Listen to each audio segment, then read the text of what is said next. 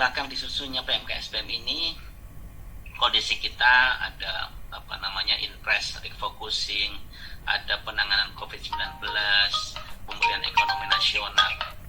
Untuk Bapak Ibu tahu, sebelum kita masuk ke poin-poin yang berubah di 2021, udah di APBN kita ruang itu sekarang. size-nya segitu.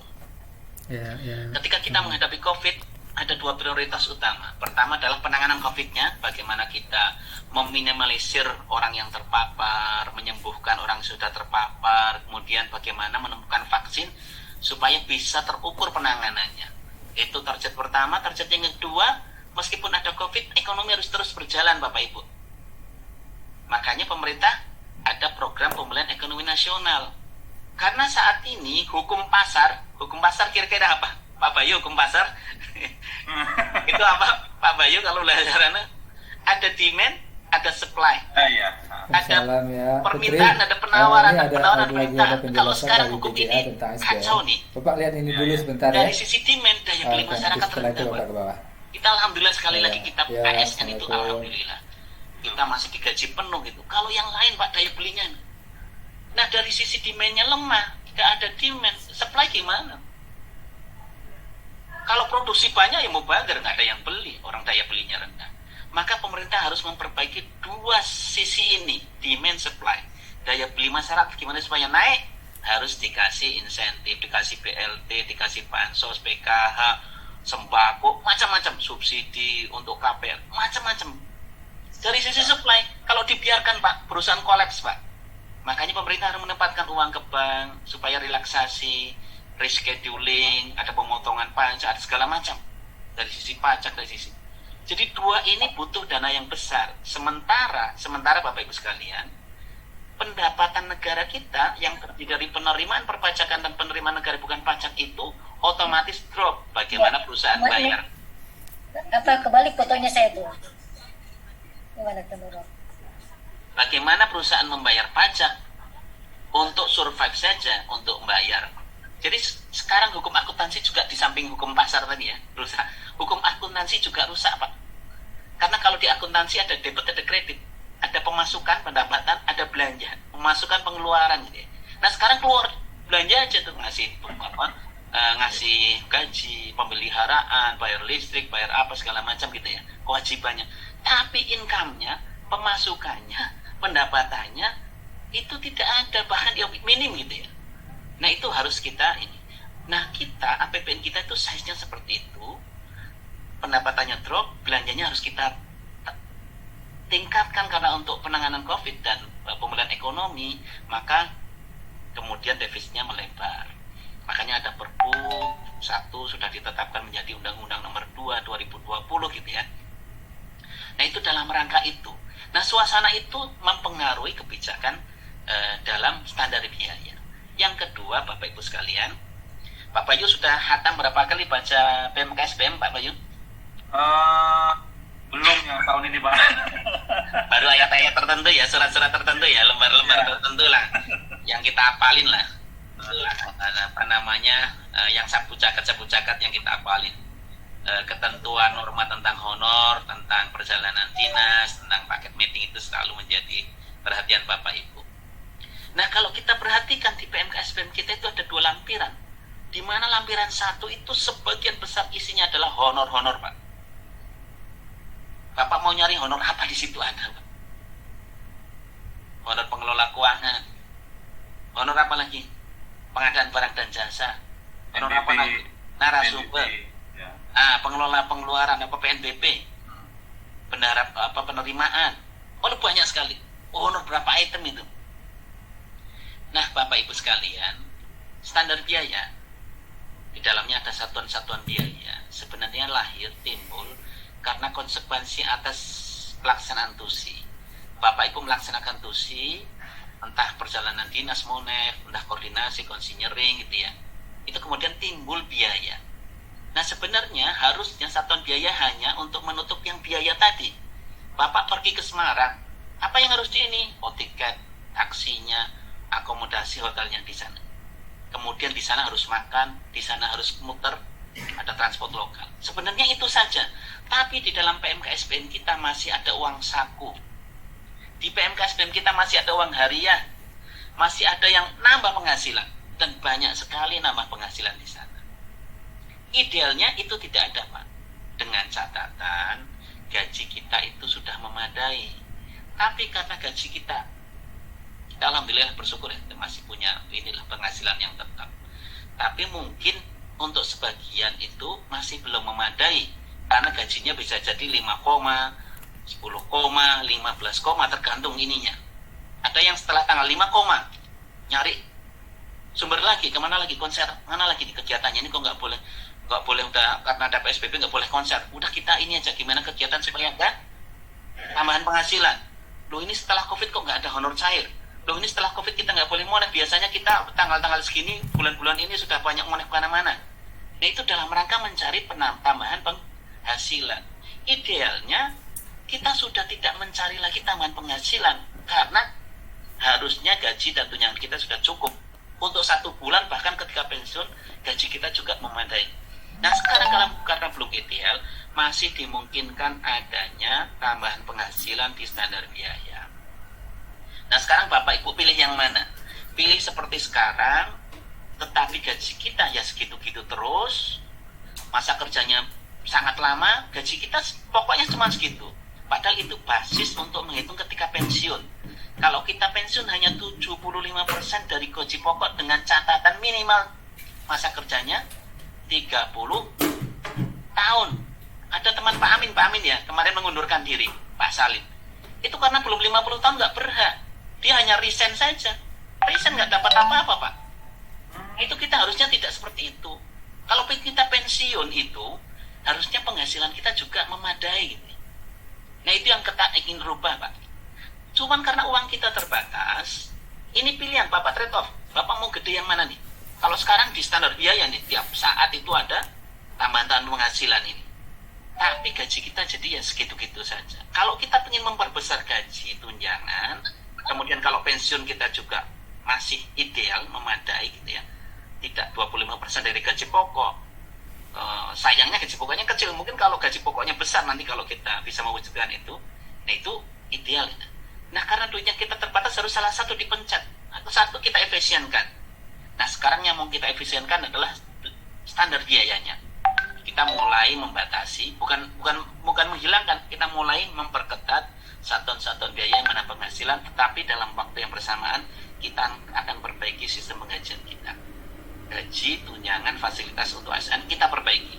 Ini lebih sustain, lebih adil, merata, dan lebih menjanjikan daripada yang sekarang. Sekarang mungkin kita senang tanggal itu ada yang ngantar honor, Pak, yang honor bulan ini, Pak, yang ini kemarin acara di hotel ini, Pak. Oh, Pak, ini yang honor RDK. Mungkin senang, tapi tidak semua orang merasakan itu. Nah, ini akan kita rubah. Makanya Bapak Ibu jangan kaget ketika di 2021 sudah mulai ada perubahan-perubahan signifikan yang memperketat tadi kegiatan-kegiatan yang menambah penghasilannya itu. Kegiatannya boleh, tapi yang menambah penghasilannya kita perketat lagi. Nah, ini mau nggak mau, ini pilihan. Kalau Bapak nggak mau, kita pakai pola lama, kita akan tetap dengan sistem sekarang. Gaji kita kecil. Gaji pokok kita itu masa kerja 30 tahun pun hanya berapa? Kalau pensiun dia di bawah 4 juta. Di bawah 4 juta hari ini untuk apa ini? Ya betul, uang itu berkah ini ya. Sedikitnya cukup, banyaknya habis. Tapi dengan 3 juta kalau bayar listriknya saya 1,5 juta. Buat pulsa, makanya seperti itu. Itu filosofisnya, Pak. Makanya mari kita lihat untuk yang 2021. Tadi Pak Bayu saya sudah share bahannya, Pak. Oh ya, saya share Pak ya? Ya, kita share aja. Oke. Nah. Cuman mohon maaf ya, kemarin yang share oleh akun tertentu di Twitter itu mohon ya, di inilah, di ini yang bijak, jangan sampai kemudian kemana-mana, takutnya ke pihak yang salah kemudian jadi blunder. Nah ini yang dari kami, meskipun sama nanti kami buat versi yang berbeda biar membedakan. Tapi ada slide yang berbeda dari yang beredar. Kita langsung ke slide 11, Pak Bayu. 11 ya? Ya. 11 tentang honorarium narasumber. Ya. Nah, narasumber atasnya Pak, 10 maaf. 10. Narasumber ini. Kira-kira yang dirugikan Pak Bayu atau siapa ini Pak Bayu dengan adanya ketentuan ini nih? Nah, ini saya jelaskan. Kalau selama ini sampai dengan akhir tahun 2020, narasumber dapat atau dimungkinkan dari internal penyelenggara. Eselon 1 penyelenggara sepanjang audiens utamanya adalah pihak luar. Itu masih dimungkinkan dapat diberikan setinggi-tingginya 50% honornya.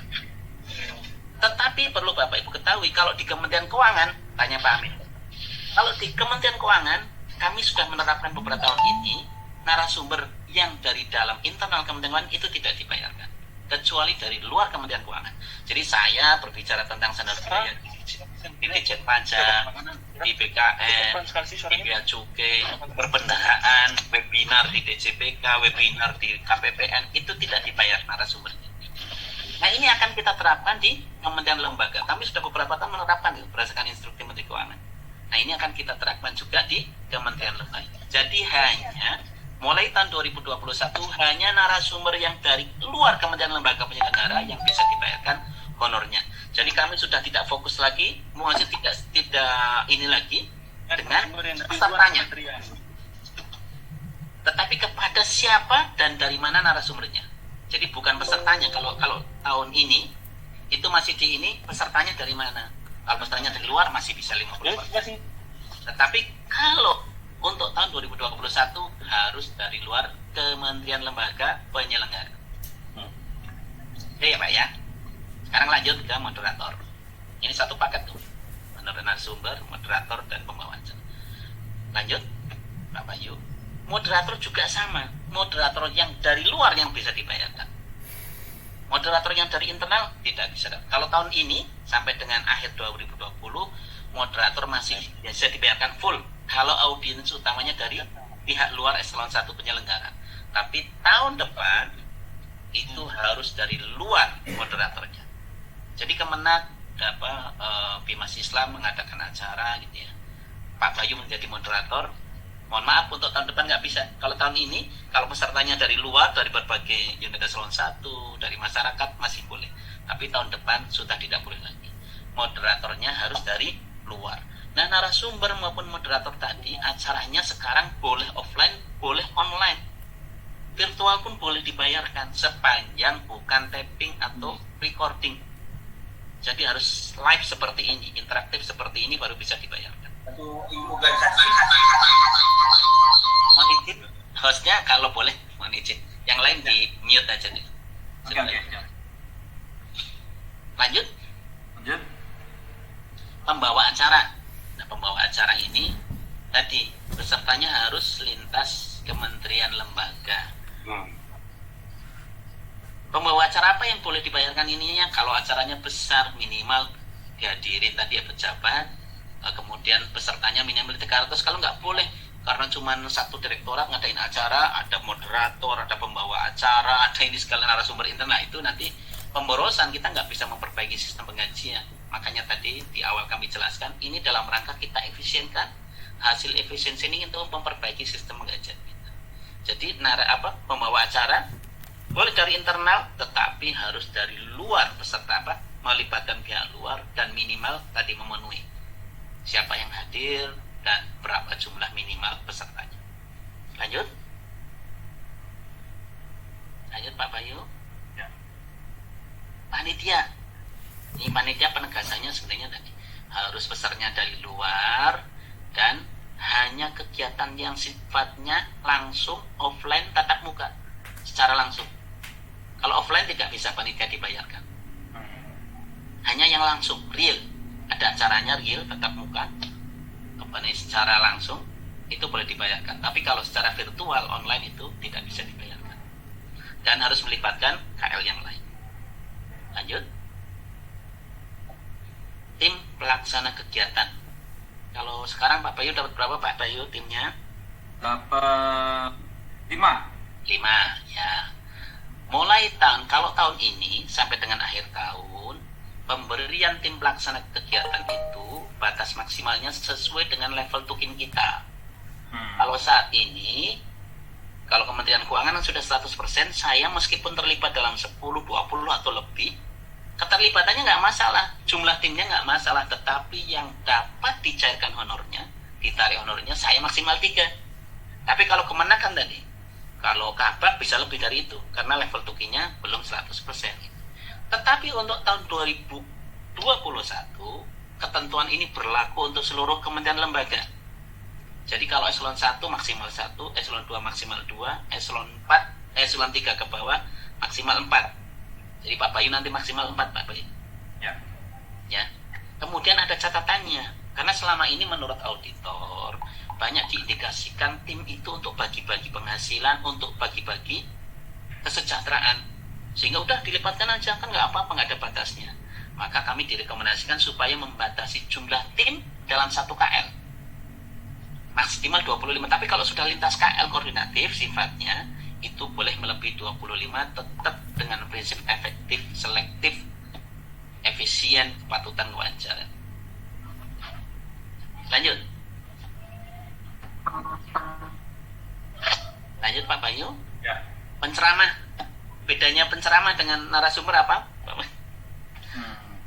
Ya, dalam kegiatan belajar mengajar diklat. Karena kalau diklat pakai narasumber, satu orang mengajar diklat tim 4 selama 7 hari, satu harinya 8 jam, dibayar OJ bukan OJP, bukan penceramah. Waktu itu bisa pulang-pulang makmur ini ya. Dibedakan antara kegiatan belajar mengajar dengan kegiatan sosialisasi, sarasehan, workshop segala macam. Nah, penceramah ini tadi harus melibatkan, penceramahnya harus dari unit eselon di luar kementerian lembaga. Kegiatannya boleh offline, boleh online sepanjang itu tidak taping, bukan rekaman. Tapi yang membedakan dengan tahun ini, tahun depan penceramahnya harus dari unit KL yang lain, bukan eselon 1 lain. Kalau di Kementerian Keuangan sudah lama, misalkan kapus-kapus membuka acara gitu ya, itu nggak boleh, nggak ini. Kecuali membuka acara di tempat lain. Kalau masih di lingkungan kami, tidak dibayarkan honornya. Selama ini kan banyak pejabat, kemudian untuk membuka menjadi penceramah, diberikan honor penceramah gitu. Nah ini harus dari luar Kementerian Lembaga. Kegiatannya boleh offline, boleh online. Kalau online harus real, bukan recorded atau taping. Lanjut. Nah ini yang Pak Bayu merasakan dampaknya gini kalau tahun depan dihapuskan RDK. Kayaknya udah jarang RDK, Mas. Alhamdulillah berarti nggak begitu berdampak. Pulangnya malam. Nah, Bapak Ibu sekalian, RDK ini lahir karena dulu banyak orang seneng konsinyering, sedikit-sedikit konsinyering. Apalagi kalau akhir tahun, hotel-hotel di seluruh penjuru kota, di Jakarta, di Bogor, di Bandung, di Puncak, di mana saja, di Anyer itu, di Purwakarta, di mana saja, itu penuh oleh kementerian lembaga. Sampai akhirnya kita sulit kadang-kadang mau koordinasi, sedang di sana, mau ngundang, sedang di sana, mau ini, jadi sulit. Akhirnya lahirlah atas rekomendasi pimpinan kami, lahirnya Satuan Biaya Uang Saku untuk rapat di dalam kantor. Kenapa? Supaya orang tidak berbondong-bondong konsinyering rapat di luar kantor. Karena sebenarnya rapat di luar kantor itu ada syarat dan ketentuannya. Supaya kita tidak terganggu. Supaya ini udah. Akhirnya kita tarik supaya ke kantor, tapi diberikan reward yang lebih memadai. Diberikan makan, diberikan snack, uang sakunya lebih daripada uang lembur. Tetapi apa yang terjadi perkembangannya? Konsinyeringnya ngegaspol, RDK-nya juga kenceng.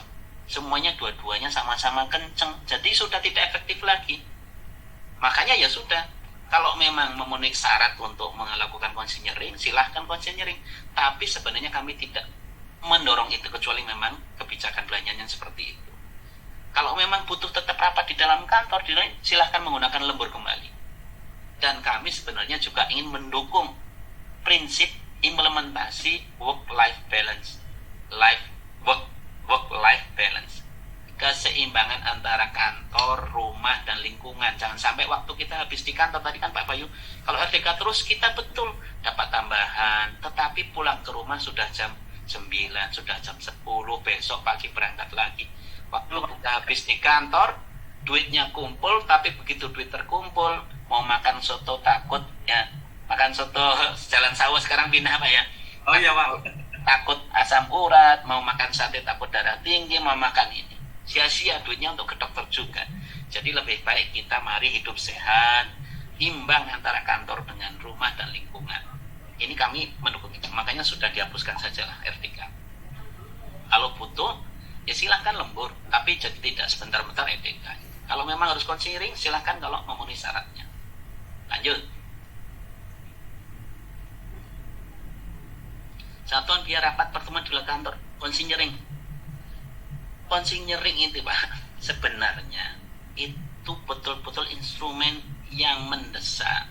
Karena kalau kita di kantor rapat, nanti dipanggil pimpinan, baru ngomongin ini, baru bahas ini, dipanggil ini, ada tugas ini. Dan sifatnya koordinatif, memang butuh duduk bareng, butuh konsentrasi. Tapi kan sekarang enggak. Konseling itu udah jadi palu gada. Jadi instrumen yang sangat fleksibel. Ada teman pindah ke Bandung, kita nganter, udah kita menikah lah, teman menikah di Bandung, kita mau menghadiri, yuk kita konser di Bandung. Ada pimpinan yang mantu di mana, kita ikut ini. Ada kebutuhan apa, ini yang meninggal, kita adakan acara di ini, atau kalau meninggal nggak pakai itu.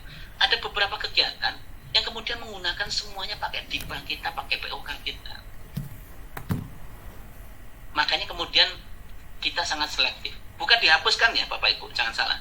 Tetapi syaratnya di 2021 harus melibatkan KL lain.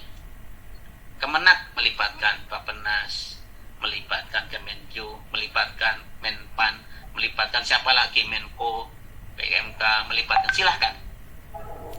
Tetapi kalau internal ini tidak bisa. Jadi harus melibatkan KL yang lain. Itu catatannya. Lanjut.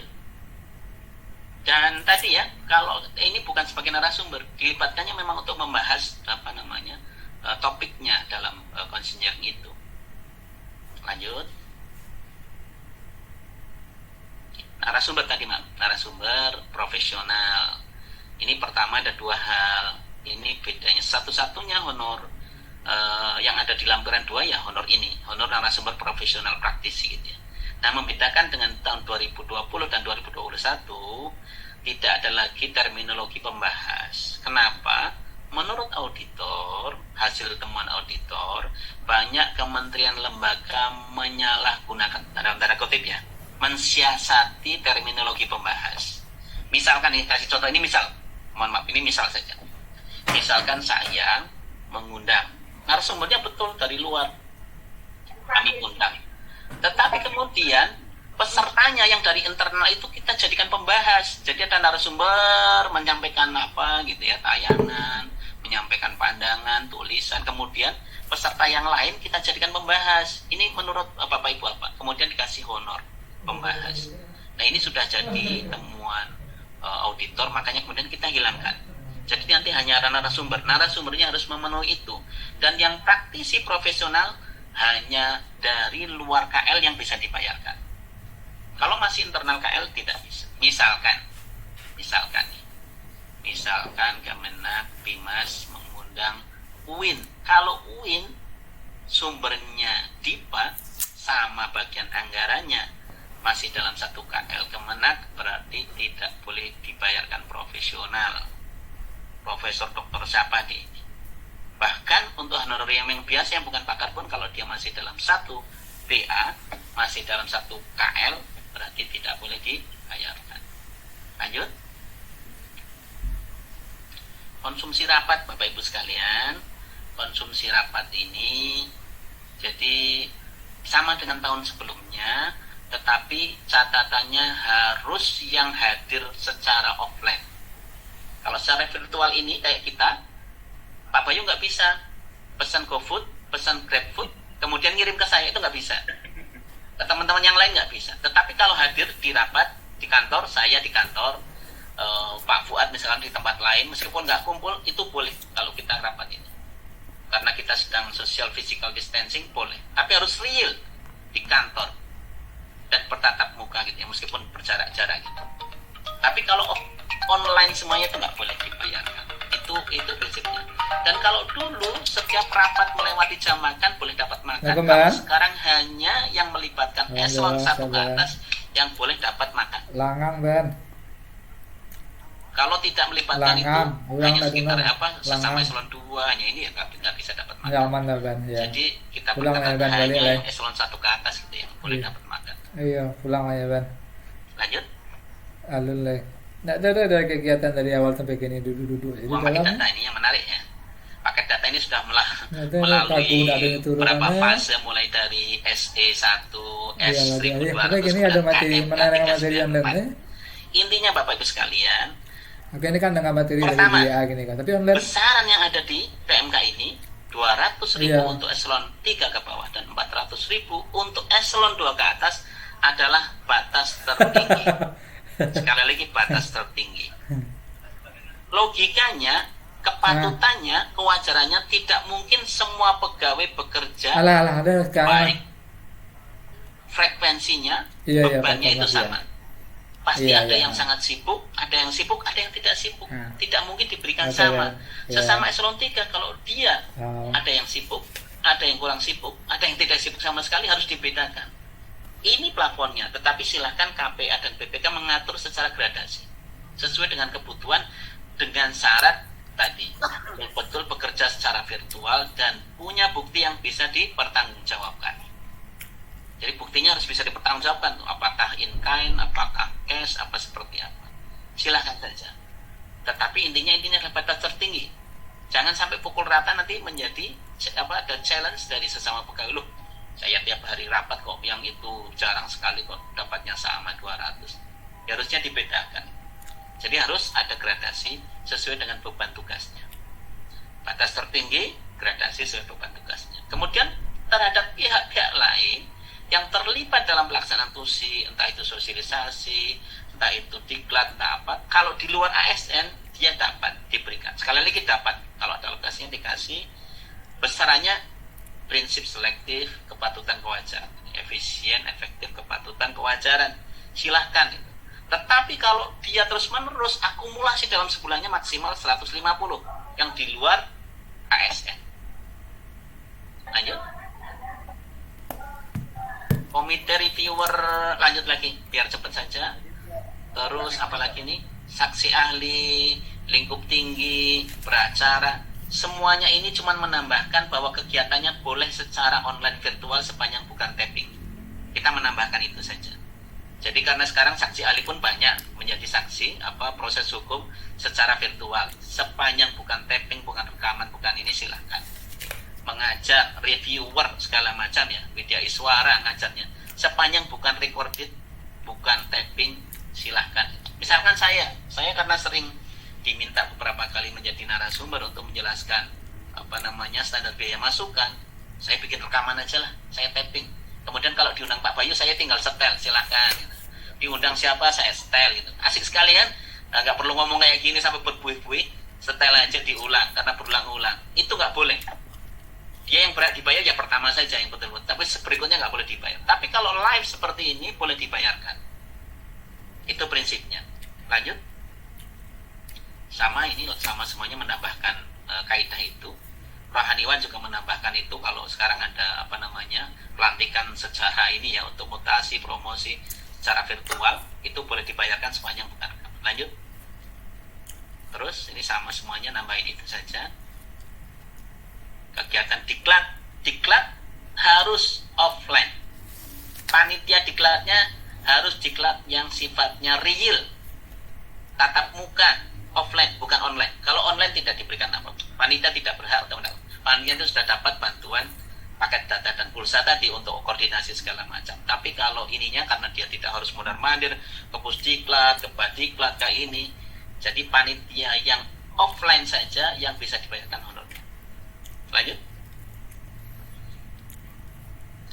Website, kalau Kemenak punya UPT punya instansi vertikal hanya sampai batas eselon 2 saja, kanwil saja, atau UPT yang selevel eselon 2 yang pengelolaan websitenya sepanjang memenuhi ya. Pengelola website kan biasanya bertanggung jawab pada ini segala macam. Di level eselon 2 yang bisa dibayarkan honornya. Kalau sampai kantor kan depak di mana, bahkan kantor Kementerian Agama di level kabupaten kota itu nggak boleh. Lanjut.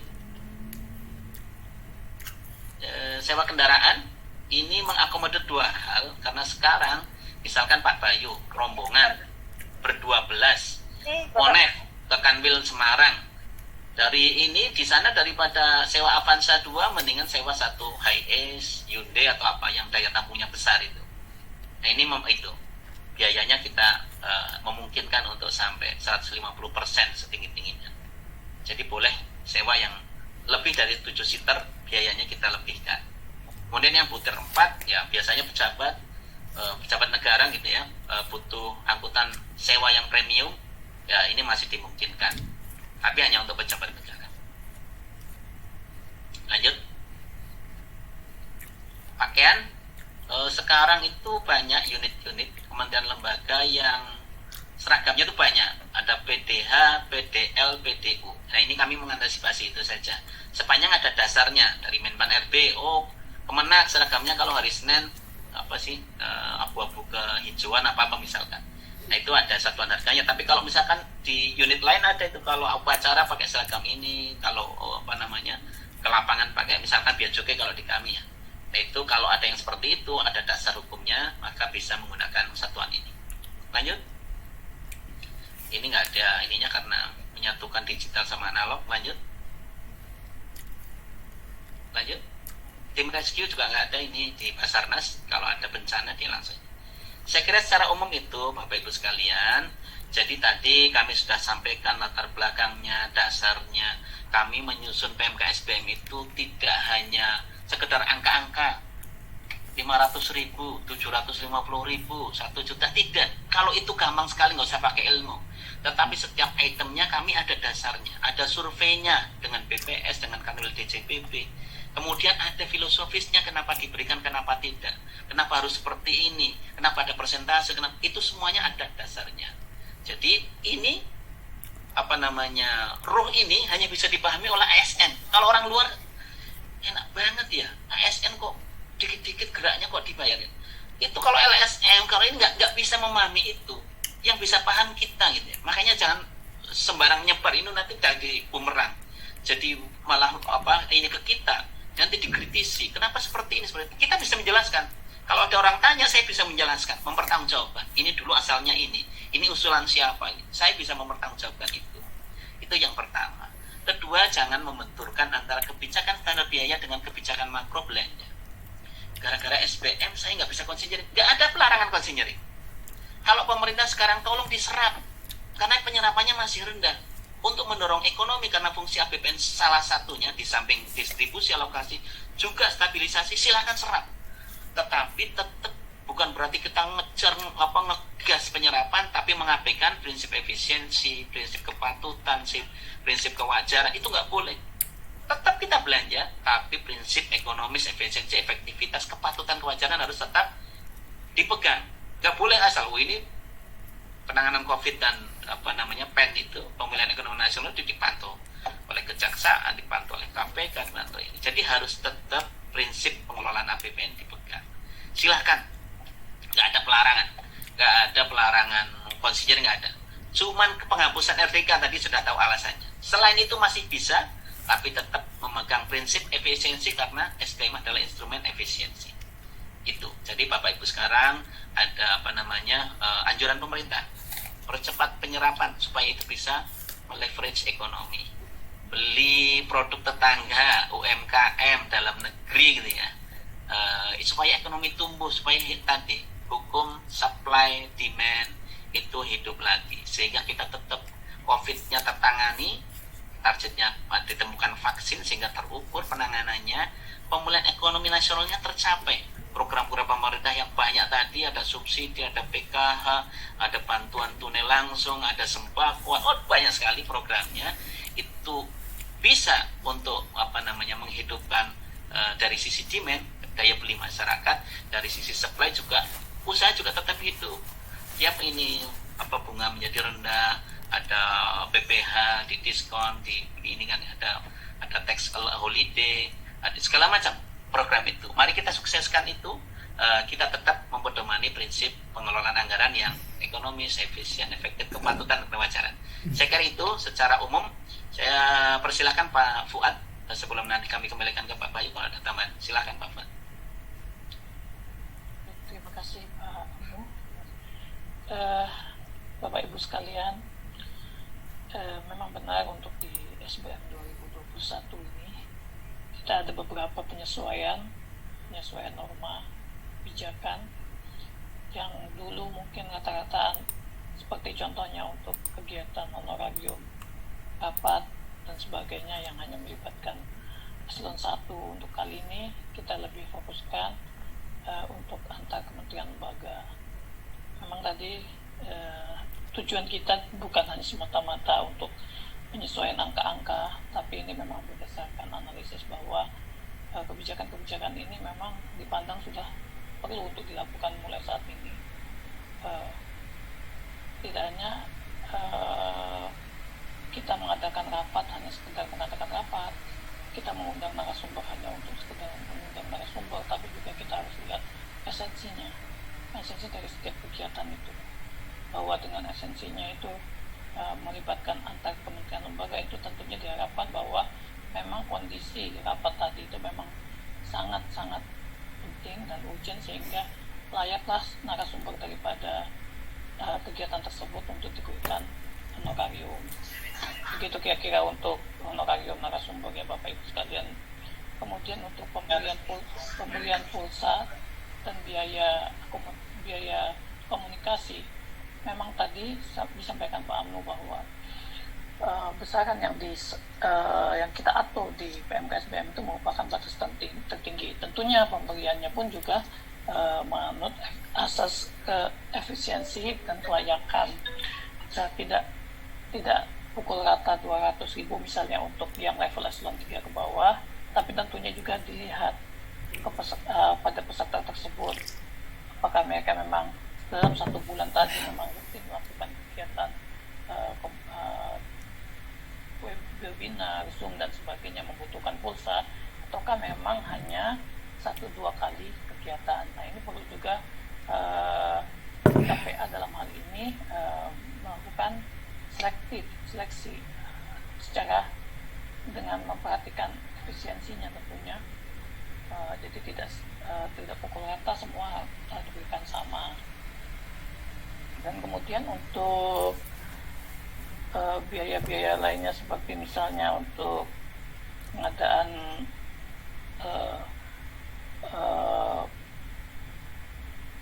paket perjalanan dinas dan sebagainya, ini memang ada sedikit penyesuaian bahwa seperti contohnya untuk taksi yang mungkin saat ini juga sudah kita praktekkan bahwa harus dilakukan secara ad hoc. Jadi benar-benar sekarang kita lebih selektif dalam melakukan penyesuaian terhadap besaran-besaran yang menjadi rujukan kita dalam pelaksanaan di lapangan. Itu kira-kira Bapak Ibu sekalian, mungkin lebih nyaman karena ini waktunya Jumat dan agak terbatas, kita mungkin langsung ke sesi tanya jawab aja kalau memang ada teman-teman atau Bapak Ibu sekalian yang masih ada apa yang ingin ditanyakan atau yang kurang jelas terhadap paparan dari kami tadi. Kira-kira begitu Bapak Ibu sekalian, kita serahkan kepada Pak Menteri. Terima kasih. Baik, terima kasih Pak Fuad. Kami kembalikan ke Pak Bayu. Baik, terima kasih banyak Pak Amnu, Pak Fuad. Tadi poinnya kita sudah dapat. Artinya si pandemik ini kita sebagai PNS ya masih jauh lebih beruntung ya Pak Amnu ya. Betul sih. Pihak-pihak yang lain, nah ini patut kita syukuri. Di bawah. Tadi yang perlu ditekankan Pak Amnu, saya juga setuju. Memang kita situasi yang sensitif ini perlu lebih berhati-hati Pak ya. Berhati-hati apa yang kita share, posting ke sosial media, karena ini akan dilihat orang banyak. Dan ya kita juga kebagian nih Pak Amnu, lagi rame nih Bimas Islam ini. Iya, tadi saya dengar itu nguping tadi. Ya, jadi memang situasi sekarang lagi kondisi ya sensitif ini, kita sebagai ASN orang dalam gitu ya perlu lebih berhati-hati lah gitu Pak ya, kira-kira ya untuk men-share sesuatu ke sosial media. Nanti kalau udah rame ke orang LSM tahu gitu ya, dikritik ya, kita kira oh ini nggak perlu uang ini ya, karena kerja lagi ke Bu Menteri hapus ini, efeknya ke kita juga gitu. Betul. Makanya kalau saya pribadi sih saya agak bukan agak, malah saya udah menahan lah mau alok saya kemana apa gitu ya, buat pribadi aja lah seperti itu kan, buat pribadi seperti itu. Baik, ini sudah banyak pertanyaan yang bertanya, cuman sebelum saya ini buka pertanyaan, karena ini temanya kan finalisasi penyusunan pagu alokasi tahun 2021 Pak ya. Ini temanya SBM dalam rangka persiapan pagu alokasi.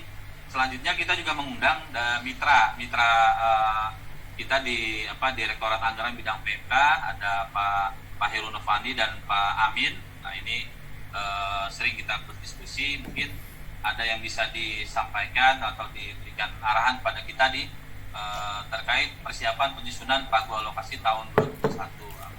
Misalnya hal-hal yang perlu dibatasi atau hal yang perlu diperhatikan gitu, apa saja gitu Pak. Jadi kita nih memang sengaja nih Pak Amin, Pak Heru, kita persiapan 1 bulan ini. 1 bulan sebelum waktunya pagu alokasi sudah mulai duluan. Nanti kita ada ruang diskusi, ruang koordinasi yang cukup panjang lah gitu. Jadi nanti ketika sebelum dikunci menjadi 5 ya sudah tidak banyak pertanyaan lagi, dan ya syukur-syukur tidak ada blokir lagi lah gitu. Mungkin kami persilakan, mohon arahannya Pak Amin atau Pak Heru. Silakan Pak. Terima kasih Pak Bayu. Ya, silakan Pak Heru. Mohon izin Pak Anu. Silakan Pak Heru. Tadi nggak kelihatan jadi. Silakan. Ya, Assalamualaikum warahmatullahi wabarakatuh. Waalaikumsalam warahmatullahi wabarakatuh. Saya sedikit aja kali Pak. Ini kan terkait dengan pagu alokasi. Karena kalau kita lihat dari pagu anggaran kemarin itu memang banyak, ada beberapa hal yang masih perlu diperbaiki Pak Bayu. Ya, Pak. Pertama mungkin terkait dengan redesign sistem penganggaran nih gitu kan. Karena kalau kita lihat kan dari 12 program di Kementerian Agama itu menjadi 5 program. Nah, itu dari 5 program ini untuk Bimas Islam itu ada 2 ya Pak Amin ya, yaitu program dukungan manajemen dan program kerukunan beragama. Jadi dari situ itu kan mesti dijabarkan ke dalam rincian output, kemudian KRO gitu. Nah, kalau kita lihat dari pengalaman dari pagu anggaran kemarin, karena memang itu baru dan itu juga kita harus memenuhi tenggat waktu ya, maka yang ada beberapa catatan sebenarnya yang untuk rincian outputnya itu yang memang nanti bisa kita perbaiki gitu kan, perbaiki dari mungkin Pak Amin sudah disampaikan Pak Amin ya. Udah saya Pak ke WA ke Ya. Mas Bayu, coba Mas Bayu dibuka. Kalau dibuka lihat itu Mas Bayu, jadi kalau kita lihat KRO dan RO-nya itu, tolong nanti dilihat mungkin sebentar aja karena ini kan kayaknya standar biaya ini hari ini topik yang menarik ya Pak. Karena banyak yang berubah gitu kan. Sudah bisa Mas Bayu ya? Ya bisa, bentar nih Pak, saya forward. Oke, ini.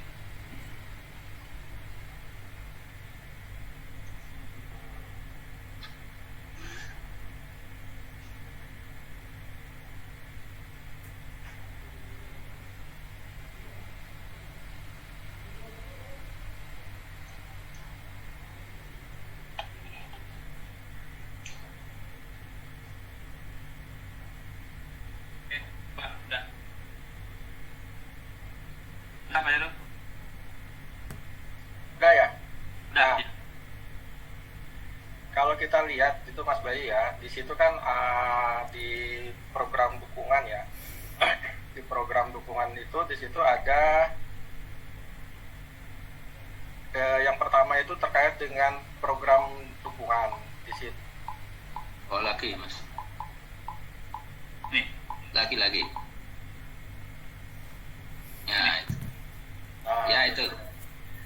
di sini kalau kita lihat kan di sini sudah tidak kita tidak melihat lagi terkait dengan unit eselon 2-nya gitu kan Mas. Jadi kita hanya melihat dari ini menghasilkan apa gitu kan. Nah itu mungkin nanti bisa kita diskusikan ya. Kemudian yang kedua terkait dengan kerukunan umat beragama, di mana di kerukunan umat beragama ini kita sebenarnya rincian outputnya itu jangan terlalu banyak lagi gitu kan. Dia tidak mewakili eselon 2 yang bersangkutan gitu. Dia itu hanya dari sisi penamaannya juga itu mestinya penamaannya dia dalam bentuk barang atau jasa gitu kan Mas. Nah nanti mungkin itu bisa kita diskusikan lebih lanjut karena itu juga perlu diskusi yang mendalam gitu kan ya. Itu dari sisi dukungan program manajemen dan program kerukunan nih. Nah itu catatan kami di KRO dan RO gitu ya. Kemudian yang kedua, mungkin udah Mas bisa screen-nya bisa ditutup. Ya, itu nanti bisa kita diskusikan karena ini kan juga masalah waktu ya. Ini sudah hari Jumat ya. Yang kedua terkait dengan yang kemarin Mas Bayu yang terkait dengan biaya pagu anggaran itu kan di sana masih ada beberapa memang yang belum disebar di daerah ya. Jadi masih dikumpulkan di pusat gitu kan. Nah, itu jangan sampai ketika di pagu alokasinya itu masih sama gitu kan. Yang seharusnya dia sudah disebar ke daerah yang itu jangan ditahan di pusat dulu gitu kan. Ya, jadi nggak boleh ditahan lagi di pusat. Jadi itu yang mestinya diperhatikan gitu kan. Kemudian tadi juga sebenarnya kalau dari sisi pengalokasian kita masih menerapkan hal-hal yang dibatasi gitu kan terkait dengan pengadaan gitu kan. Nah itu juga teman-teman mungkin nanti perlu diperhatikan juga ya untuk mungkin ada pengadaan kendaraan gitu kan. Nah itu mestinya sesuai dengan ketentuan yang ada yang selama ini misalnya kalau mau mengganti kan kalau dia bukan satir baru atau dia penghapusan, nah itu mestinya tidak bisa untuk dialokasikan. Dan juga hal-hal yang masih gelondongan itu tolong diperhatikan juga tuh Mas, ya kan? Karena masalah waktu. Nah itu tadi Mas Bayu kan sudah bilang bahwa ini kita di awal mestinya waktunya kan bisa lebih panjang gitu kan. Jangan karena waktu itu bisa nggak bisa gitu kan terkait dengan ini. Karena juga untuk saktinya juga kan juga sudah anggaran sudah dicoba kan ya. Jadi kalau misalnya nanti ada kendala-kendala terkait dengan sakti itu bisa langsung kita selesaikan gitu kan. Kita cari solusinya dengan teman-teman di Dijen Perbendaharaan juga gitu. Ini seperti apa nih isinya. Kemudian masalah ini juga Mas, pengelolaan PNBP juga, PNBP, SBSN itu juga diperhatikan gitu kan. Jangan sampai nanti ketika di pagu alokasinya itu untuk pencantuman SBSN itu masih ada kesalahan juga kan yang semestinya dia tidak sesuai dengan DPP yang ada gitu, sehingga itu nanti akan memperlambat proses gitu kan yang mestinya bisa dijalankan di Januari itu akhirnya mesti direvisi dulu gitu kan. Revisi itu perlu waktu gitu kan, sehingga nanti jangan sampai sebenarnya karena ini single years kita memakai relaksasi yang 190 hari itu gitu kan. Itu kalau bisa itu jangan dipakai gitu kan. Kalau bisa di bulan November itu sudah selesai semua gitu. Itu yang catatan dari saya gitu ya. Catatan untuk pagu alokasi karena biasanya semestinya semestinya ini kan kalau di pagu anggaran itu sudah fix, kalau tidak ada penyesuaiannya itu semestinya di pagu alokasinya itu sudah langsung bisa diproses gitu ya, bisa jalan gitu. Jangan sampai ya kadang-kadang kan suka diulang lagi dari awal nih, dibongkar lagi dari awal, itu yang menyebabkan jadi di pagu alokasinya itu jadi terlambat juga gitu. Nah ini yang mesti diantisipasi gitu. Itu yang pertama. Tapi kalau kita lihat untuk tahun 2020 ini memang banyak hal-hal yang perlu diperhatikan. Yang pertama karena kita redesign program gitu kan. Yang kedua juga karena masa pandemi ini kan. Nah itu juga mungkin teman-teman nanti bisa menyesuaikan, karena yang saya lihat yang masih dianggarkan itu masih seperti anggaran yang lama juga, yang tahun-tahun kemarin itu. Nah itu mungkin nanti bisa menyesuaikan seperti yang disampaikan Pak Amnu tadi kan, kalau misalnya sudah tidak ada PDK atau honor narasumber itu yang perlu diperhatikan gitu loh, disesuaikan lagi gitu kan. Kemudian dengan new normalnya itu seperti apa gitu loh. Yang tadinya memang kita tatap muka, sekarang perlu virtual. Nah perangkat virtualnya sudah disiapkan apa belum? Nah itu mungkin dari pagu yang ada itu bisa dioptimalkan ke arah sana gitu kan, sehingga outputnya itu bisa tercapai gitu. Mungkin itu ya sedikit tambahan dari saya terkait dengan pagu alokasi 2021. Mungkin Pak Amin bisa menambahkan. Silakan Pak Amin. Baik, terima kasih Pak Heru, terima kasih Mas Bayu atas undangannya pada kami. Selamat siang, Assalamualaikum warahmatullahi wabarakatuh, Bapak-bapak dan Ibu-ibu semuanya. Waalaikumsalam warahmatullahi wabarakatuh. Yang pertama saya ucapkan dan apresiasi pada Pak Amnu, Pak. Waduh, Ya, yang telah sedikit progresif memberikan SPM pada tahun 2021 gitu. Karena apa?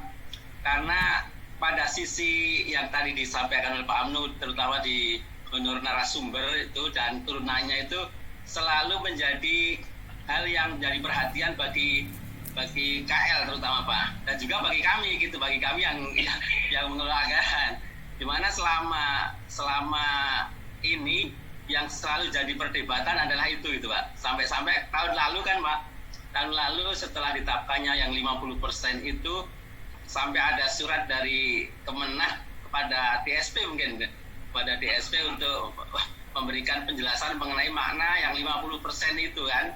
Nah, kalau sekarang sudah dibatasi dengan narasumber yang dari luar, itu akan memudahkan kepada kami. Yang pertama, yang kedua memang itu adalah salah satu filosofi dari pelaksanaan PBB itu kan Pak. Ya, dari salah satu pelaksanaan PBB yang mana PBB itu sudah diterapkan mungkin 15 tahun yang lalu, cuman baru kali ini bisa dieksekusi untuk betul-betul bahwa tugas yang mereka lakukan adalah bagian dari tugas pokok dan fungsinya, sehingga tambahan-tambahan penghasilan yang kemungkinan didapat tetapi dimungkinkan juga terjadinya duplikasi pelaksanaan kegiatan itu bisa diminimalisir. Karena selama ini setelah kita teliti, kita cermati bahwa kadang-kadang jam dari para narasumber yang ada dicantumkan dalam RKKL itu lebih banyak daripada harinya, lebih banyak daripada hari mereka bekerja. Kalau yang selama ini ada sekitar berapa hari efektif kerja itu 200 sampai 250 hari, mereka itu mencantumkan bahkan lebih dari itu. Oleh karena itu ini mungkin merupakan tonggak yang bagus yang nanti akan ditindaklanjuti dengan tentunya pemberian tunkin atau pemberian imbalan yang sesuai dengan pelaksanaan tugas dan pokok mereka itu yang pertama. Yang kedua, mungkin saya menambahkan sedikit aja Mas Bayu ya dan teman-teman semuanya, bahwa sebenarnya penyusunan pagu alokasi ini kan sudah setiap tahun kan ya, sudah setiap tahun dilaksanakan, dan setiap tahun pula diberikan bimbingan gitu. Mungkin bapak-bapak ibu semua sudah hampir tiap hari, tiap tahun ketemu kita di yang kalau kemarin adalah bimbingan teknis offline ya, yang sekarang mungkin karena kondisi dengan melalui online, tapi mudah-mudahan ini tidak mengurangi makna dari bimbingan itu. Tadi juga sudah disampaikan oleh Pak Heru bahwa untuk tahun 2021 ini yang paling mendesak adalah disusunnya mengenai KRO dan RO itu, karena masih adanya kita gap, beda persepsi antara DJA, antara KL terutama Bimas Islam dan Penas Mas Bayu dan teman-teman semua. Sehingga nanti kalau sampai tidak terjadi kata sepakat, takutnya sampai pagu alokasi betul-betul turun, belum disusun pagu RO dan KRO yang fix sudah kita sepakati bersama gitu Mas Bayu. Mungkin dalam waktu cepat mohon di-fake-kan dan disepakati antara tiga pihak mengenai RO KRO-nya itu. Karena RO KRO ini sekarang itu menjadi ruhnya dari pelaksanaan anggaran, di mana dengan RO KRO itu bisa mencerminkan apa yang ingin dicapai dari instansi atau unit itu sendiri. Karena tanpa RO dan KRO yang benar, tanpa RO KRO yang mencerminkan nanti outcome, output dan tugas pokok fungsinya, maka secara pelaksanaan anggaran kurang efektif dan kurang efisien gitu.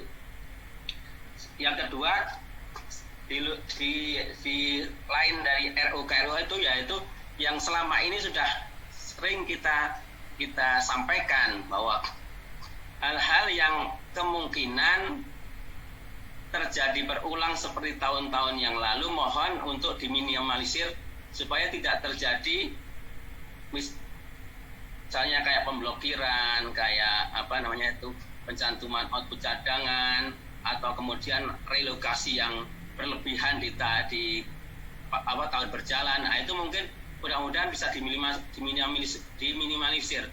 Seperti contohnya yang selalu terulang itu misalnya gini Mas, penentuan lokasi untuk pengadaan tanah KUA kan itu kan. Nah, itu selalu kan, bahkan kadang-kadang itu diajukan revisi itu sudah akhir-akhir tahun anggaran atau mungkin pertengahan lebih kita. Nah, itu yang seperti itu mohon tidak menjadi diulangi lagi gitu, supaya di awal tahun anggaran itu betul-betul DIPA itu sudah langsung bisa dilaksanakan dan dieksekusi, supaya secara efektivitas, secara monitoring dan evaluasi bisa dilaksanakan.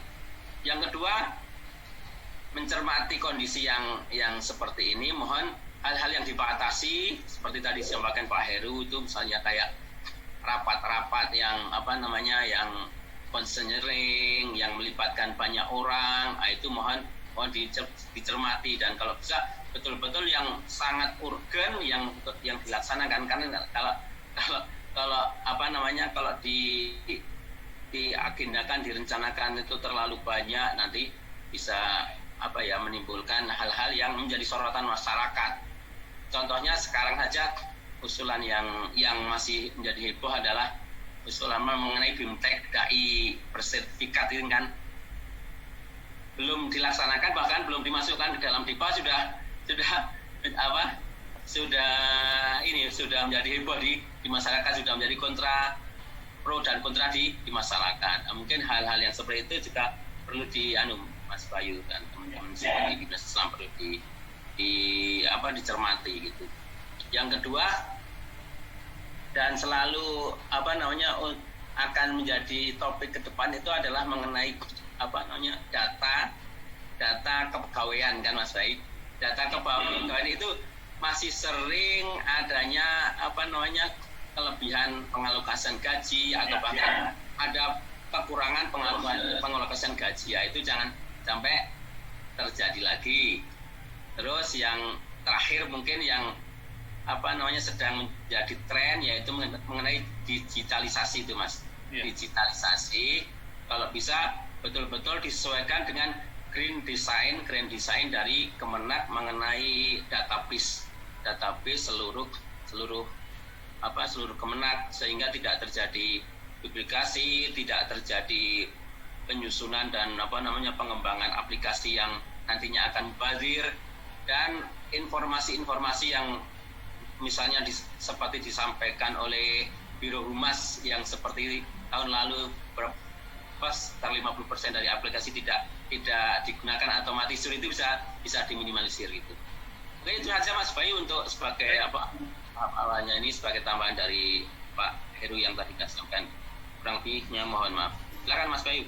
Baik, terima kasih banyak Pak Heru, Pak Amin. Ya memang sudah kita antisipasi Pak Heru, Pak Amin. Ini kita sudah start duluan nih, persiapan 1 bulan penyusunan panduan lokasi, dan kemarin sudah saya bikin surat edaran ke masing-masing direktur. Alhamdulillah sudah didukung oleh Pak Dirjen, Pak Heru, Pak Amin. Jadi Pak Dirjen memerintahkan ya seluruh anggaran termasuk itu sarpras, tanah, rehab itu mulai tahun 2021 ini sudah tidak ada lagi yang kita simpan di pusat, Pak Amin, Pak Heru. Jadi langsung kita sebar ini ke daerah. Nah mungkin minggu depan saya akan diskusi juga nanti dengan Bappenas kita untuk finalisasi RO-KRO ya Pak Amin ya. Jadi sudah sepakatan 3 pihak gitu. Oke, makasih Pak Heru, Pak Amin. Mungkin selanjutnya kita buka sesi tanya jawab. Pertama tadi Mas Fadlin ya, Mas Fadlin sudah duluan, dan Mas Fadlin, Irfan sama Fadlin dari luar nih sama nih. Diwakilkan Fadlin aja ya. Ya, siap. Mas Fadlin, kemudian juga 1 dari pusat, nanti kami persilakan 1 dari daerah, 3 dulu lah ini. Silakan, pertama Mas Fadlin. Oke, terima kasih. Assalamualaikum warahmatullahi wabarakatuh. Assalamualaikum. Saya Fadlin dari Biro Pegawaian, bukan di bagian asesmen pegawai. Kami akhir tahun 2019 telah mengajukan agar anggaran atau satuan biaya asesmen kompetensi itu dimasukkan ke dalam SBM. Namun waktu itu pernah diundang rapat juga, ditolak. Ini sebenarnya kami kalau bisa ini dimasukkan Pak, untuk kami usul untuk DC, karena selama ini teman-teman di daerah kalau mau mengajukan anggaran untuk asesmen itu harus pusat dulu, harus diskusi dulu dengan pakar-pakar asesmen kami, Pak Sarudin, karena standar baku tuh biaya berapa sebenarnya biaya asesmen, karena di standar BKN juga beda, standar di teman-teman yang swasta juga beda, jadi belum ada standar yang pas. Jadi kami kesulitan untuk teman-teman di daerah untuk menyusun anggaran asesmen. Mungkin itu aja Pak. Ya. Terima kasih. Assalamualaikum warahmatullahi wabarakatuh. Ya, makasih Pak Fadlin. Berikutnya dari pusat siapa? Silakan. Dari Dirjen Bina Islam Pusat. Langsung aja. Siapa? Ada di chat, baik, di chat. Oke, Sudah Dirjen ya. chat tadi. Ya, oke. Baik. Kemudian ini yang pusat nih, Pak Subhani, tolong tanya tentang SPM editor jurnal. Selama ini standar biaya masukan menggunakan satuan terbit yaitu 250.000 per edisi, sedangkan sistem OJS membuat para editor harus mengedit artikel berkali-kali. Bisa nggak honorer editor jurnal Bima Islam menggunakan satuan per artikel? Terima kasih. Itu kedua. Kemudian yang di daerah ini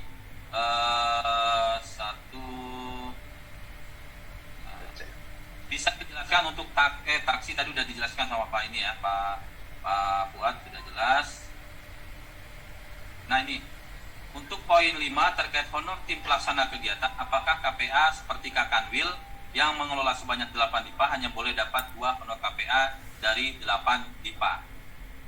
Mungkin itu dulu 3 pertanyaan itu. Monggo Pak Uno atau Pak Fuad. Silakan. Baik, terima kasih Pak Bayu, Bapak-Ibu sekalian. Ini menarik. Saya sambil tadi nyatet juga melihat lagi ke chat ya. Yang pertama, meskipun tadi sudah singgung tentang taksi dari kantor ke bandara, itu bahkan sudah kita atur di revisi PMK SPM tahun 2020, yaitu PMK 72 tahun 2020, bahwa kita atur transportasi dari kantor ke bandara pertanggungjawabannya secara ad cost. Latar belakangnya apa? Karena auditor, ini rekomendasi auditor ini.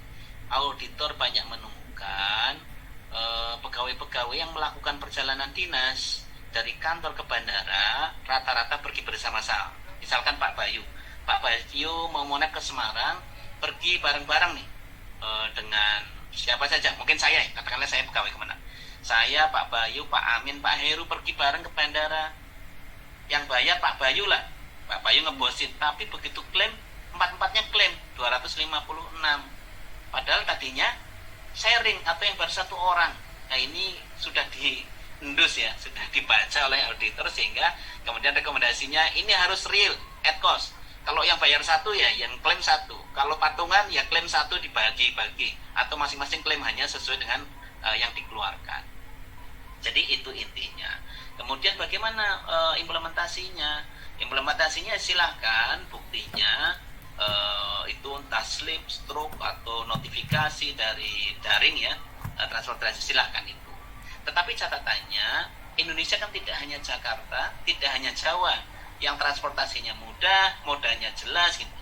Ada juga yang kepulauan, pegunungan, perairan gitu ya. Kalau di Papua, kalau di Maluku Tengah, kalau di Kepulauan Riau itu seperti apa?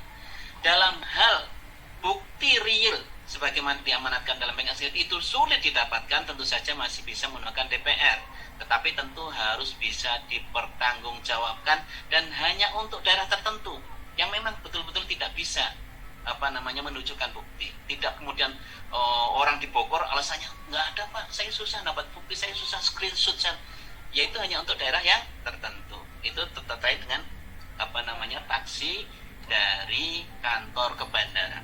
Untuk tahun ini baru itu, tapi biasanya auditor akan rembet itu.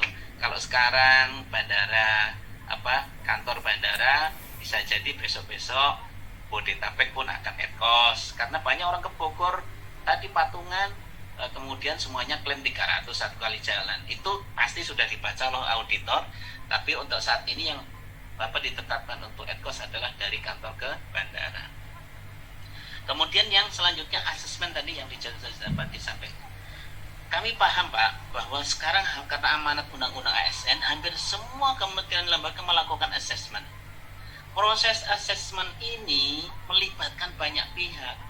Ada yang secara outsource, pihak ketiga, misalkan kalau Kemenak bekerja sama dengan LPPM ya di Patung Tani itu silahkan pakai harga pasar, berkontrak memenuhi prinsip pengadaan barang dan jasa, kemudian berapa silahkan pakai apa. Tetapi ada juga yang menggunakan fungsional asesor. Ada sekarang jabatan fungsional asesor. Karena fungsional tentu saja itu sudah menjadi tanggung jawabnya, sudah menjadi tugas dan fungsinya. Maka ya itu dia mendapatkan gaji dan tunjangan untuk mengerjakan itu. Nah, yang sekarang menjadi masalah adalah ada pejabat struktural yang diperbantukan untuk mengases. Termasuk saya itu asesor, saya punya sertifikat asesmen asesor, saya mengases gitu ya, CFAA. Tapi memang ini belum diatur. Nah, karena ini berlaku untuk seluruh kementerian lembaga, maka kami tidak memberikan melalui SPML untuk masing-masing kementerian, karena nanti akan macam-macam variannya. Ada yang klaim ini, klaim itu. Kami akan buat seragam di PMK SPM. Hanya saja kenapa belum kami masukkan, pertimbangannya seperti ini Pak. Kalau kami memberikan angka tertentu kepada pejabat struktural yang diperbantukan sebagai asesor, besarannya tuh harus tidak menjadi disinsentif untuk fungsional. Kalau kemudian menarik orang yang sudah kadung menjadi fungsional, nyesel, aduh tahu begitu saya ngapain jadi fungsional ini, saya mengakses banyak pegawai sekian ratus, saya nggak dapat tambahan lagi. Nah, ini harus kami pertimbangkan Pak. Contohnya nih Pak, sebelum kita revisi PMK SPM 2020 itu pejabat pengadaan barang dan jasa itu kalau sudah fungsional nggak boleh. Tetapi kemudian setelah melalui pertimbangan panjang, direvisi itu untuk pejabat pengadaan barang dan jasa dapat dibayarkan tetapi setelah paket tertentu. Di atas paket 30 baru bisa, dan tidak boleh kemudian karena 100 paket itu ya dapat 1 triliun dipecah-pecah, ada yang 100 juta, ada 200 juta, diakal-akalin gitu ya. Itu sudah kami tangkap, harus maksimalnya segini. Nah ini untuk yang asesor juga akan kami godok dulu Pak. Kami nggak bisa sembarangan nanti jadi disinsentif untuk yang fungsional.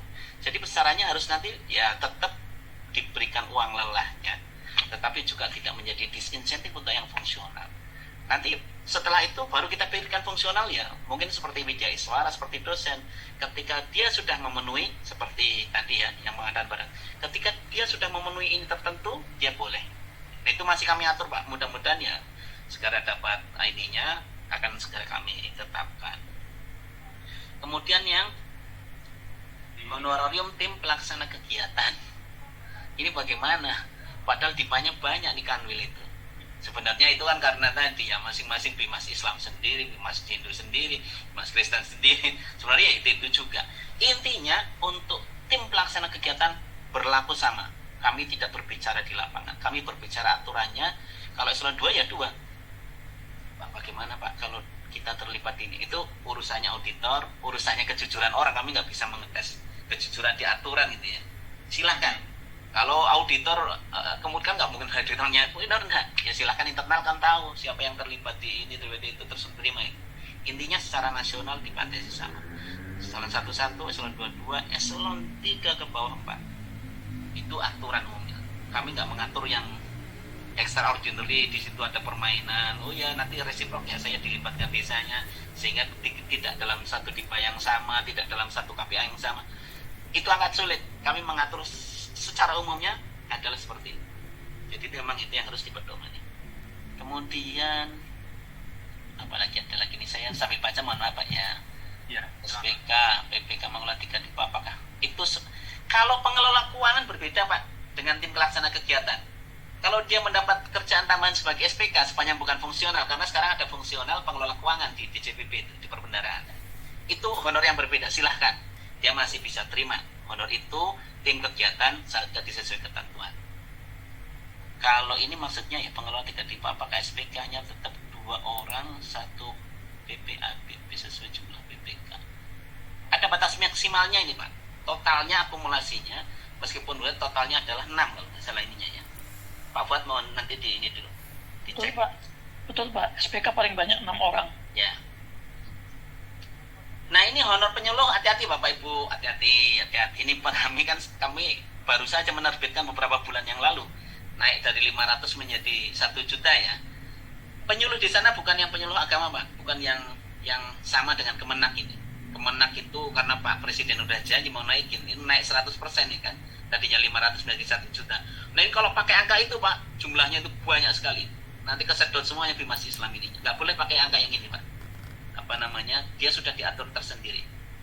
Karena itu penyuluh kesehatan, penyuluh ini yang di luar penyuluh agama ini. Jadi jangan Pak ya, jangan menggunakan ini jadi temuan nanti Pak.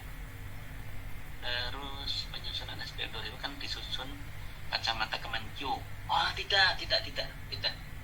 Jadi Pak, saya sebagai penyusun kebijakan, tim kami ya Pak Fuad dan tim, tetapi juga sebagai pelaksana kegiatan Pak, kami paham kalau kemudian ada satuan yang ini menggerus pendapat, kami paham, kami punya sense, punya empati gitu ya.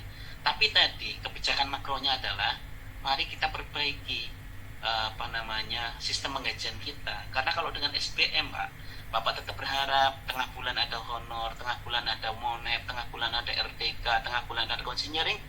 Itu yang merasakan tidak semua pegawai, hanya bagian-bagian pegawai tertentu Pak. Ada yang nggak pernah merasakan rasanya DL kayak apa sih, cuma nunggu kantor, itu ada Pak.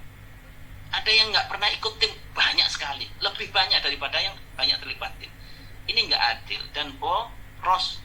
Makanya kita ubah, mari kita ubah. Dan untuk mengubah duitnya kantongnya segitu Pak. Kalau Bapak gajinya cuma 10 juta sebulan, kemudian ada tuntutan banyak, Bapak harus ada yang direm. Nggak mungkin ngangsur mobil iya, ngangsur tanah iya, kuliner iya, traveling iya, nggak mungkin, harus ada yang direm. Nah dalam APBN ini harus ada yang diinikan, trade off, nggak bisa kita semuanya meledak nanti. Nah ini tadi, kalau kita, saya yakin Bapak Ibu sepakat lah, makin kita perbaiki karena tadi dengan sistem penggajian yang lebih layak, itu sustain sampai dengan pensiun pun kita akan menikmati itu. Tapi kalau sekarang tidak, padahal sifatnya SBM ini unpredictable, sustain tidak sustain, sifatnya hanya sementara. Itu bukan bisa, nggak bisa kita andalkan Pak. Hari ini kita dapat banyak tim banyak, tahun depan belum tentu. Ini harus kita rubah. Jadi seperti itu Pak. Bukan karena Kementerian Keuangan 100% enggak. Kami sudah menerapkan semua itu beberapa tahun yang belakangan kami terapkan. Kami tidak pernah menguji cobakan, pasti di Kementerian Keuangan dulu kita uji cobakan. Dulu ketika kami pertama kali diterima Tukin, yang lain belum, orang kan pada ngiri, enak ya Kementerian Keuangan ada Tukin, apa itu, kok besar ini. Padahal tadi kami sudah membatasi banyak hal, semuanya ad-cost segala macam ya. Itu kami merasakan sakitnya dulu, maksudnya shocknya tuh lebih duluan. Nah sekarang Bapak Ibu baru itu, kami padahal orang lain belum pakai IKU, orang lain belum pakai BSI, orang lain belum pakai manajemen risiko, kami sudah pakai dan harus seperti ini. Bahkan ada KL yang malah nggak mau, mendingan janganlah, malah dibatasi. Jadi seperti itu Pak. Terus akun, kalau akun mohon maaf karena ini anunya DJPP ya, kami nggak paham tentang akun, jadi nanti bisa koordinasi dengan DJPP. Tapi intinya semua yang terkait dengan pelaksanaan TUSI, mau swab, mau rapid test, mau swab PCR gitu ya, itu dibiayai negara, dibiayai oleh DIPA sepanjang dalam rangka pelaksanaan TUSI. Karena jangan sampai kita tumpang tindih, kita ada keperluan pribadi, diundang kondangan ke Semarang ya, kemudian udah kita pakai APBN, saya minta di rapid test nanti dimasukkan ini. Nah, itu nggak boleh. Tetap kalau dalam rangka pelaksanaan TUSI itu ditanggung. Terkait honor penyuluh tidak udah tadi. Filosofi ini saya anggap dalam sini upaya untuk mengolah imbalan yang ideal sebagai tugas sebuah fungsi, sementara di satu sisi ada beberapa faktor yang perlu diperhatikan dalam perubahan setiap regulasi jangka waktu. Pak, kami sebenarnya senang aja kalau PMK SBM itu long term gitu ya, tapi kan di lapangan itu dinamis sekali Pak. Harga tiket, hotel, apalagi banyak sekali yang sifatnya dinamis, banyak sekali. Kalau kita kemudian udah nggak ada revisi, nanti aja deh 5 tahun lagi kita, waduh itu banyak yang ngomplain Pak, banyak yang ini. Makanya tadi ada yang sifatnya reguling, ada yang basic, ada jangka panjang, ada jangka pendek, ada PMK 71, ada PMK SBM yang berubah-ubah setiap tahun. Itu mengantisipasi merespon kegiatan kita yang sangat dinamis. Aspek keadilan tentu saja, kan APBN tidak hanya fungsi alokasi, distribusi, stabilisasi. Kemudian tadi kembali lagi, kita ini tuh karena ini instrumen efisiensi, mari kita buat efisien supaya lebih adil. Justru dengan sekarang itu Pak, orang berlomba-lomba tapi hanya kelompok, bagian, unit tertentu yang menikmati. Tidak semua pegawai Pak, tidak semua pegawai menikmati SBM yang ini, yang tadi yang kelebihannya. Ini justru karena prinsip keadilan. Dampak, nah ini utama dari pembatasan keuangan. Dampaknya ya kita ingin supaya gaji kita lebih sustain, lebih memadai. Itu yang kita harapkan. Kita efisienkan di sini, hasil efisiensinya kita alokasi untuk memperbaiki sistem penggajian. Pak, nanti hotel kasih. Lo tidak ada pelarangan loh. Tadi kami sudah sampaikan, nggak ada pelarangan konseling. Silakan konseling, tetap harus selektif, ekonomis, efektif, kepatutan wawancara. Jadi dikuranginya itu, diketatnya itu supaya nggak sedikit-sedikit orang konseling lumayan dapat uang harian, nggak sedikit-sedikit monet dapat ini, nggak sedikit-sedikit RDK itu. Jadi kami tadi karena ini instrumen efisiensi, ya kita harus efisien. Efisien itu bukan berarti nggak boleh belanja. Efisien kan tadi value for money lah kalau istilah kerennya lah. Setiap rupiah itu ada pertanggungjawabannya, ada hasilnya. Lanjut untuk jasa profesi, kegiatan lomba kami tidak mengatur lomba. Dulu malah di Cuksunlah tuh ada pelarangan peringatan hari besar lomba. Tapi intinya itu kami serahkan ini karena diatur semua orang pengen lomba-lombaan. Banyak sekali lomba. Kemana aja ada berapa lomba ya? Banyak sekali. Kami nggak mengatur itulah. Silakan nanti dengan yang ini. Kan ada PMK 168 yang sudah direvisi jadi 173 gitu ya. Pemberian bantuan kepada ini. Kita udah ada SPML Pak Amnu ya? Ada SPML-nya untuk tertentu ya, tidak semuanya. Kita untuk MTQ segala macam, untuk jurinya, untuk ininya kita Tapi nggak semuanya kita atur, nanti waduh itu akan ribet sekali. Terus termasuk ini ya sudah ada ininya tadi Pak Bayu ini. Pertanyaan yang sering ditanyakan terkait pramubakti, sejauh mana keterlibatannya yang terkait dengan kewajiban kegiatan. Bapak Ibu hati-hati ya, hati-hati. P3K, PPNPN itu aturan turunannya belum ada, masih digodok. Nanti kalau PP-nya sudah jadi, ASN terdiri dari PNS dan P3K. Keduanya nanti haknya sama kecuali hak pensiun. Tetapi ini akan diatur. Nah sekarang belum diatur. Yang diatur di PMK/SPM hanya 4. Satpam, pramubakti, tenaga kebersihan, supir ya. 4 ini ya. 4 ini. Kami hanya mengatur 4 ini. Di luar itu kami tidak mengatur. Kalau ada dasar hukumnya silahkan. DPR punya dasar hukum, Undang-Undang MD3 untuk mengangkat tenaga ahli bagi anggota DPR. Tapi kalau yang tidak ada dasar hukumnya, ya silahkan. Nah kebanyakan kementerian lembaga memayungi dengan 4 ini. Mobilnya 5, supirnya ada 15. Luar biasa satu mobil. Karena apa? Karena meskipun tenaga administrasi, tapi pengangkatannya melalui pengangkatan sebagai pengemudi. Kantornya cuman seuprit gitu ya, satpamnya ada 10. Ya karena tadi ngangkat pegawai, tapi atas nama satpam. Nah ini konsekuensinya ini, ke pertanyaan ini. Pak sebenarnya sih Pak kalau mau jujur itu bukan satpam Pak. Dia ngerjain SPM, SP2D. Dia ngerjain, kalau ada surat tugas dia yang ngetik, kalau ada pimpinan ini dia yang ngetikin, dia yang kesana, ya dia yang bersana. Akhirnya mengerjakan sesuatu yang strategis. Begitu mengerjakan sesuatu yang strategis, tuntutannya pasti beda. Dulu waktu ngelamar, atau ada yang latar belakang lain nggak usah saya omongin lah, saya pahamin. Waktu ngelamar berapapun Pak, saya mau jadi apapun yang penting saya kerja. Digajilah sama dengan satpam. Pakai UMP gitu. Kalau Jakarta berapa misalkan dikasih 4 juta. Tapi karena kerjaannya strategis otomatis dia nuntutnya lebih. Masa saya ngerjain, saya tahu rahasianya. Saya tahu rahasianya Bimas Islam. Siapa yang pergi, siapa yang enggak, siapa yang bodong, siapa. Nanti saya bocorin loh. Pasti tuntutannya akan lebih Pak. Dan Bapak akhirnya dilibatkan moner, dilibatkan ini, jadi panitia. Padahal Pak, mana ada satpam jadi panitia. Kalau auditor men-challenge ya, ini satpam jadi panitia apa keahliannya? Akhirnya Bapak jujur Pak, sebenarnya bukan satpam Pak, itu buat payung aja Pak, dia ngerjain yang penting-penting. Oh nanti lebih panjang lagi itu. Jadi mohon berhati-hati Bapak Ibu ya. Kalau memang dia ini ya, tolong cari dasar hukumnya dengan Menpan koordinasi.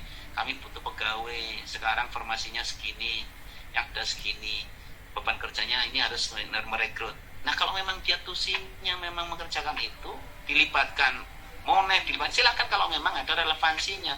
Tapi jangan sampai pramubakti dilibatkan, konsinyering dilibatkan, RDK dilibatkan, panitia, nggak relevan jadinya. Ya Bapak Ibu ya, udah banyak lagi nih saya tadi. Jika kita mengundang pimpinan Basnas dan Badan Wakaf, intinya kita bicara 2021 ya. 2021 sepanjang itu masih sumbernya 1 KL di BA-nya Kementerian Agama, berarti tidak boleh. Dan clear. Tapi kalau dari luar, sumbernya dari lain, sumbernya dari ini, ya silahkan saja. Bukan dari TIPA, bukan dari ini ya itu. Tapi intinya dalam 1 KL tidak diperkenankan lagi memberikan honorarium narasumber.